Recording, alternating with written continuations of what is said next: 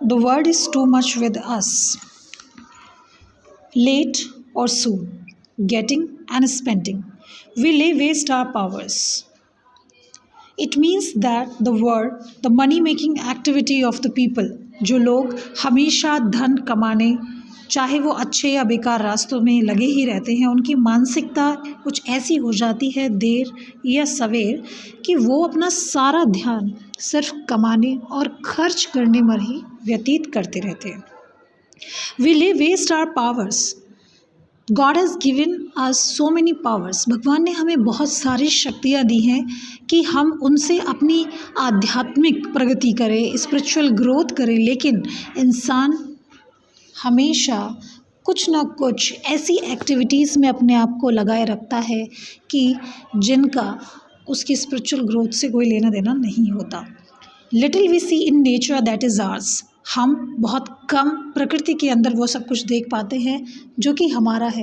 प्रकृति की चीज़ों को देखना, उनसे इंस्पायर होना, उनकी ब्यूटी को अप्रिशिएट करने का इस मनी माइंडेड वर्ड में कोई जगह ही नहीं है. अ सॉर्डेड बून. सॉर्डेड बून मीन्स अनवर्दी बून, गिफ्ट. एक अनवर्दी गिफ्ट है हमारे पास में जिसे हम कोई भी इम्पोर्टेंस देना ही नहीं चाहते. The sea that bares her bosom to the moon.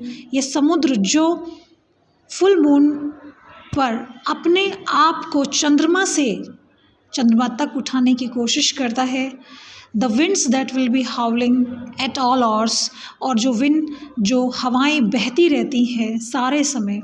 And all up gathered now like sleeping flowers.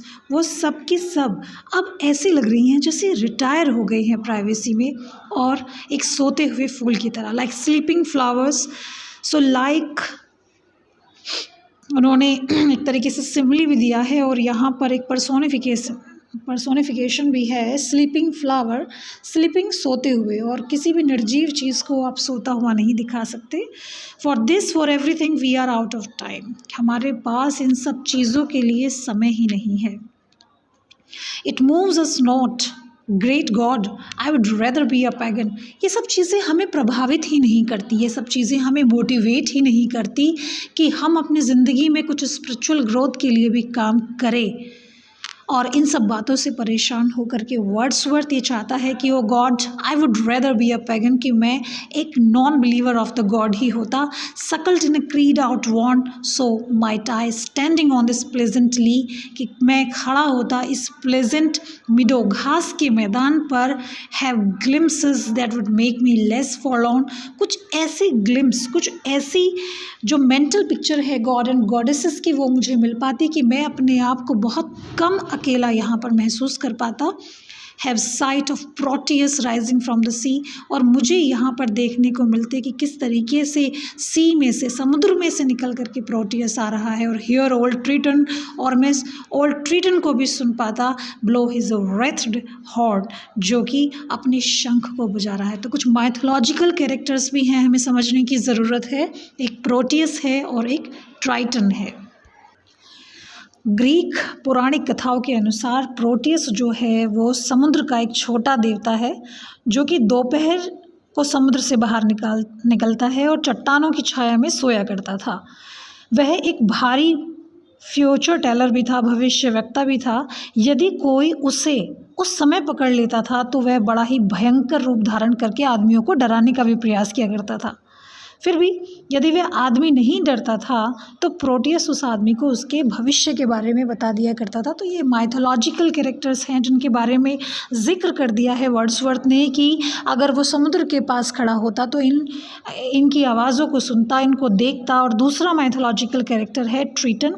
और ये ग्रीक पौराणिक कथाओं के अनुसार जो ट्राइटन है समुद्र के राजा जो देवता है पोसिडॉन, उनका पुत्र था.